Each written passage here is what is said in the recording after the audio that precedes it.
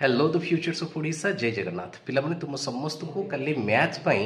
मु चारिटा unit suggest करथिली जे ई चारिटा यूनिट प्रिपेयर करते मैथ रे बढ़िया मार्क रहिबो किंतु तमମାନଙ୍କ भितरु किछि पिला मते कमेंट रे ई जिंस जणैलो जे ई चारिटा यूनिट अंडर रे कोन कोन चैप्टर अछि सेटा तमे जानि परनो तो क्लियर कर दोछि पिला माने यूनिट 1 अंडर रे तमरो दुईटा चैप्टर आसुछि गोटे होछि रिलेशन फंक्शन आ गोटे होछि inverse trigonometric function unit two अंडर रे दुईटा चैप्टर आसुछि गोटे होछि डिटरमिनेंट आ गोटे होछि मैट्रिसेस सेमती यूनिट 4 अंडर रे दुईटा चैप्टर आसुछि गोटे होछि वेक्टर आ गोटे होछि 3 डायमेंशनल ज्योमेट्री एंड तमनकर जोटा लास्ट रहिबो यूनिट